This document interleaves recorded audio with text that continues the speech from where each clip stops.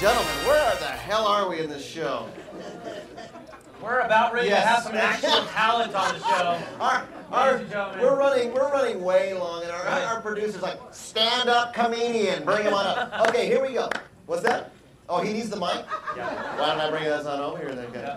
All right, It's near the end of the Drunken Bachelor talk show. Everyone is so drunk, even the producer. Okay, but honest to God, this is one of Denver's most talented comics. We love him here. His name's Andrew Orvedahl. He's a very talented man. Give it up, please, for Andrew Orvedahl.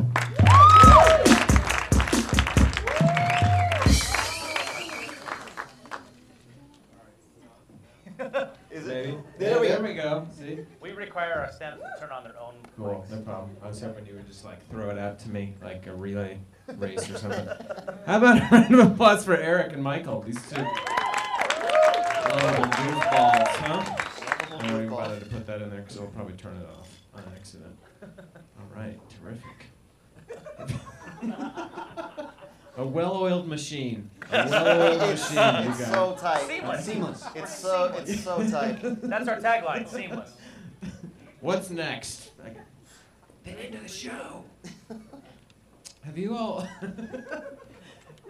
ever said something that you intend to be totally innocent, but as soon as it leaves your mouth, it just sounds terrible? Like last time it was snowing, I was watching the snow come down outside my window, and I turned to my wife and I said, "Man, what I wouldn't do for a sled and a 7-year-old's body." It's like, wait, that's not what I meant at all.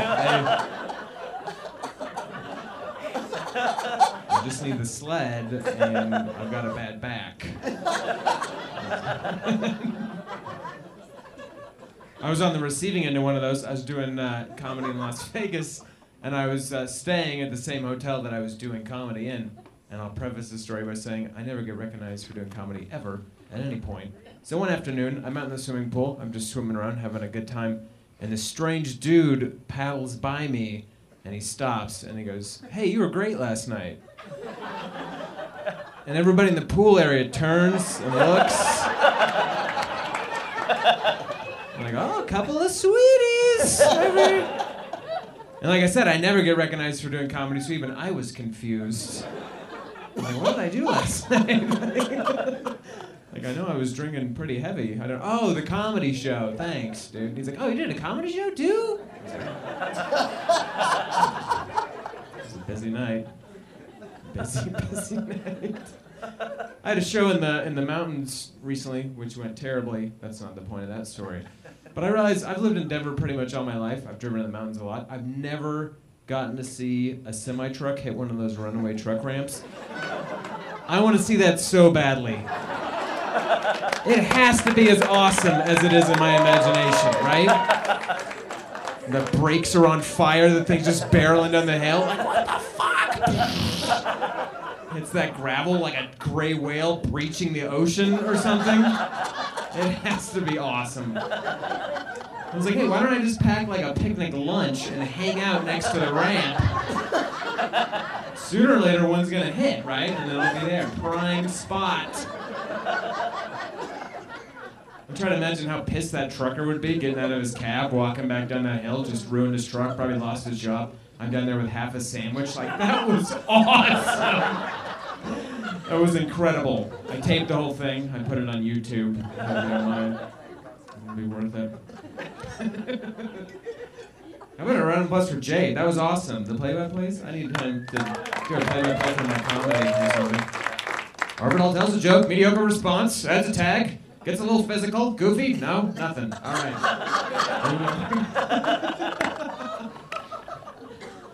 I received a credit card offer in the mail recently from American Express, and I had a letter inside. And the letter said, "Your responsibility is about to be rewarded." And I thought, well, American Express, if by responsibility you mean spending money I don't have on liquor, video games, and comic books, and then paying it off with money I don't have a few months later, thank you. It's about time somebody recognized my responsibility, frankly. In fact, I'm thinking you're sending this letter to the wrong person. Maybe you should draft a copy off to my wife, because frankly, my kick-ass responsibility is sort of a chafing point in our marriage. And now I've got this proof, this written proof that I'm the one doing it right.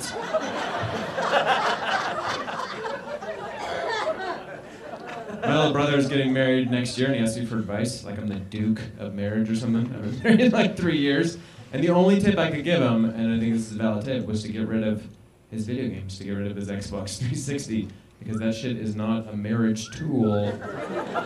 I know, because I didn't get rid of mine. I still have mine. And there are nights where I'm up late playing video games, and I hear my wife coming down the hall. I'd rather be busted looking at porn, honestly. I'm like, no, I was gonna quit. I was just trying to get a new gun. Yeah, I'm 12. It is impossible to respond to an insult if you're holding a video game controller in your hand. It doesn't matter how clever you are, impossible. Yeah, I'm a fucking child. Maybe we set this down for a second.